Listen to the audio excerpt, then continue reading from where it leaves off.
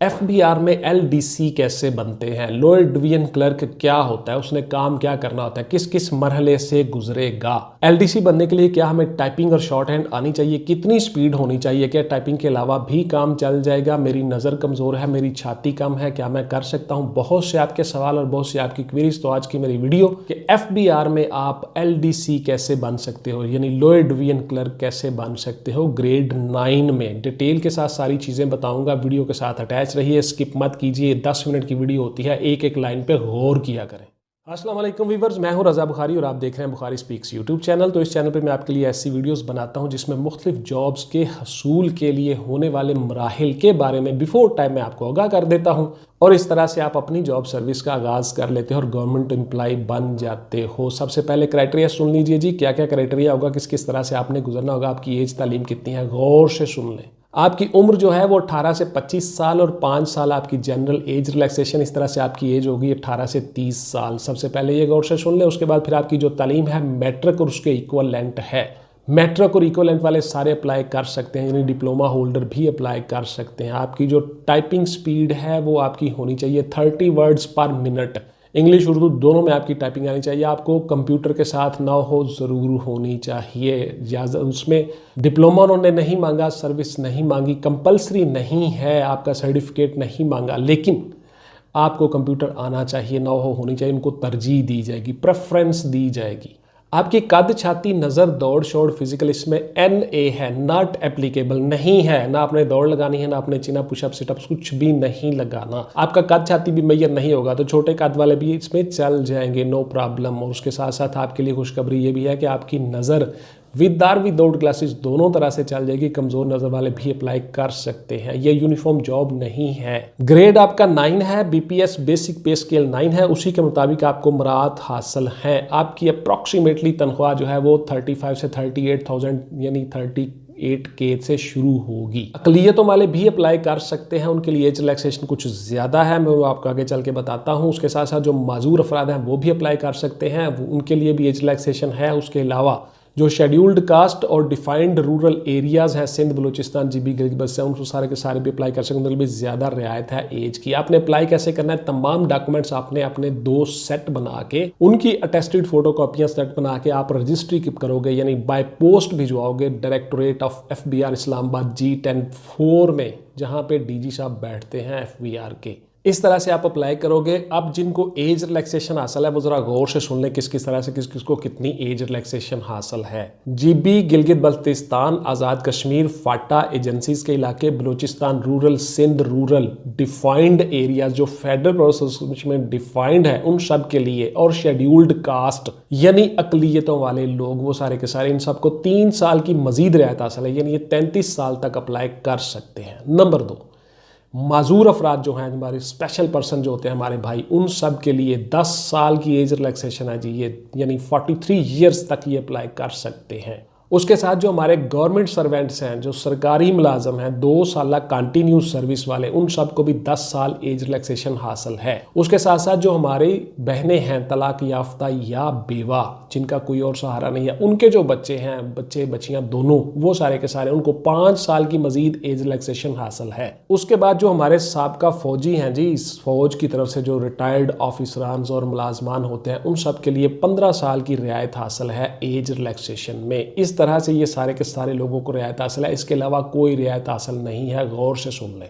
अब मैं आपको बताता हूं कि इसके भर्ती के मराहल क्या होते हैं, किस किस मरहले से आपने गुजरना है। तो सबसे पहले आपके डॉक्यूमेंट्स की स्क्रूटनी होगी जी। स्क्रूटनी होने के बाद आप उस शॉर्ट लिस्टेड में शॉर्ट लिस्टेड हो गए, आपको SMS आएंगे और आपको रोल नंबर स्लिप्स आएंगी जिसके ऊपर आप एग्जाम दोगे। दूसरे मरहले में आपका तहरीरी इम्तहान होगा जी, मल्टीपल चॉइस क्वेश्चन का पेपर होगा 100 नंबर का, उसमें 120 मिनट में आप उसको हल करना होगा। बहुत आसान, जनरल नॉलेज, करंट अफेयर, हर चीज़ उसमें आएगी। उसके लिए हमारे नोट्स अवेलेबल हैं, आप उनसे ले सकते हो, रहनुमाई मदद ले सकते हो। बहुत सी चीज़ें हमने उनमें डिफाइन की हुई है। तैयारी कैसे करनी है, किस किस मरहले से कैसे कैसे आपने गुजरना है, क्या क्या करना है, कौन कौन से टॉपिक्स हैं, 98 टॉपिक हमने बनाए हुए हैं, वो सारे के सारे आप हेल्प करवा के उनसे आप मदद ले सकते हो और उस तरह से आप अपने पेपर में कामयाब हो जाते हो। उसके बाद जी आपका टाइपिंग का टेस्ट होगा। टाइपिंग का टेस्ट आपका 30 वर्ड्स पर मिनट, उर्दू इंग्लिश दोनों में आपको आना चाहिए। टाइपिंग LDC के लिए बहुत ज़रूरी है।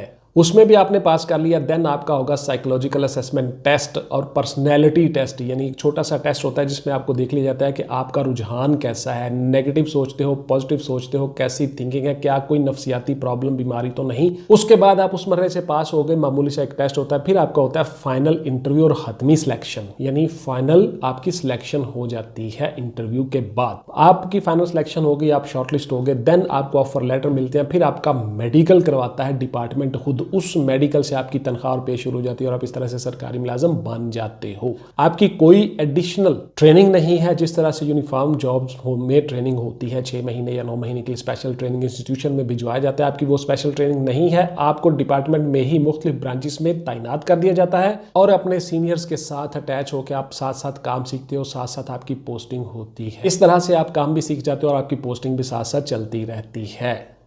अब आ जाइए, आपकी पोस्टिंग कहाँ कहाँ होगी, गौर से सुन लीजिए। आपकी पोस्टिंग होगी FBI के डायरेक्टोरेट इस्लामाबाद में, DG ऑफिस में, G10-4 में, वहाँ पे आपकी पोस्टिंग हो सकती है। वफाकी महकमा है पूरे पाकिस्तान में कहीं भी, लेकिन आपकी जो पोस्टिंग है वो ज़्यादातर आपके अपने अजला में ही की जाती है। उसके बाद फिर आपकी पोस्टिंग हो सकती है सूबाई डायरेक्टोरेट में, यानी किसी भी सूबे में, प्रोविंशियल FBR ऑफिस में। उसके बाद फिर आपकी पोस्टिंग हो सकती है रीजनल FBR ऑफिस में। देन आपकी पोस्टिंग हो सकती है डिविजनल FBR ऑफिस में। उसके साथ साथ जहां पे आपकी डिप्लॉयमेंट होती है FBR की, वहां आपकी पोस्टिंग हो सकती है। आपकी पोस्टिंग हो सकती है ऑपरेशनल विंग FBR में, आपकी पोस्टिंग हो सकती है इन्वेस्टिगेशन विंग FBR में। इस तरह से आपकी पोस्टिंग हो सकती है प्रोसिक्यूशन ब्रांच में, यानी जहां जहां पे FBR काम कर रही होती है, फेडरल बोर्ड ऑफ रेवेन्यू के लोग काम करते हैं, उन ब्रांचेस ऑफिस में आपकी पोस्टिंग हो सकती है। आपने ज्यादातर ऑफिस में ही काम करना होता है, आपकी पोस्टिंग इस तरह से ऑफिस में होती है। आप सुन लीजिए जी, आपके सवालों के जवाब के किस किस तरह से आप क्या क्या सवाल करते हो, क्या क्वीरीज होती हैं आपकी, उन सब के जवाब देने की मैं कोशिश करता हूं ताकि आप फिर व्हाट्सएप पे आके मजीद कोई सवाल ना करें। व्हाट्सएप पे मैं कोई जवाब भी नहीं दूंगा, गौर से सुन लें। WhatsApp only for online classes and notes purchasing, not any other discussion please. पूरे पाकिस्तान से बच्चे मैसेजिंग कर रहे होते हैं, अब्रॉड से बच्चे मैसेज कर रहे होते हैं, इसलिए मेरे पास इतना टाइम नहीं होता कि मैं सबके जवाब दूं। अगर मैं उनके जवाब देने बैठ जाऊँ तो मेरा अपना कोई काम नहीं हो सकता। मैंने बहुत से काम करने होते हैं, मैं एक वकील हूँ, मेरा चैम्बर है। उसके बाद फिर मैंने बच्चों को ऑनलाइन क्लासेस लेनी होती हैं, तैयारी करवानी होती है, फिर मैंने नोट्स मैनेज करने होते हैं, चीज़ों को देखना होता है, बंदों की ड्यूटी लगाई होती है, मुख्तलिफ बंदे मुख्तलिफ काम कर रहे होते हैं, देखना होता है, इसलिए मेरे पास इतना टाइम नहीं होता। Sorry for that.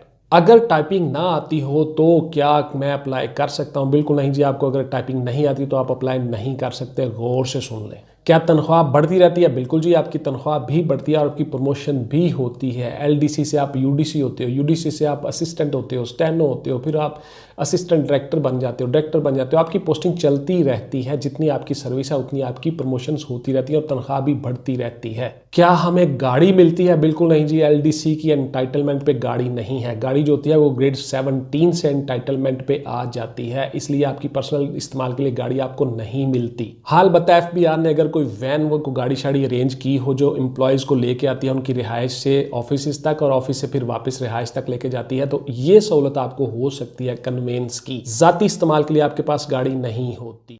क्या हम शाम को घर आ सकते हैं? बिल्कुल जी, आप शाम को घर जा सकते हैं जी अपने बच्चों के पास। डिपार्टमेंट इतना भी जालिम नहीं है, आपको भिजवाएगा जी घर, आप जा सकते हो। और उन्हीं इजला में आपकी पोस्टिंग होती है जहाँ पे आपका घर होता है।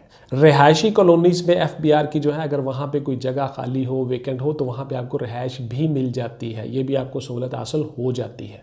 तहरीरी इम्तहान कैसा होगा, उसमें कौन से सवाल होंगे? General knowledge, current affair, Pakistan affair, Islamic studies, पाक स्टडीज़, ये सारे के सारे क्वेश्चंस होंगे। अब इसमें आगे ब्रांचेस कितनी हैं, किस किस तरह से कौन कौन से सवाल पूछेगा, क्या करेगा, पर्सनैलिटी से, मुल्कों से, मुख्तलिफ चीज़ें, समंदरों से, पहाड़ों से, मुख्तलिफ चीज़ें वो पूछेगा।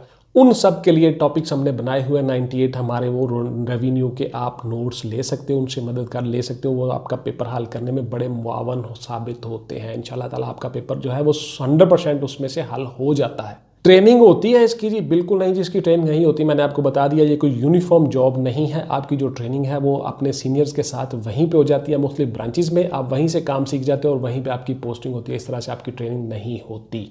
तो ये थी जी मेरी वीडियो कि FBR में आप LDC कैसे बनते हो। बहुत से बच्चे बार बार सवाल कर रहे थे, इसलिए मैंने वीडियो बना दी। इंशाल्लाह मिलते हैं किसी अगली वीडियो में जी। टिल देन टेक केयर, अल्लाह हाफिज़ एंड गुड बाय। पाकिस्तान जिंदाबाद।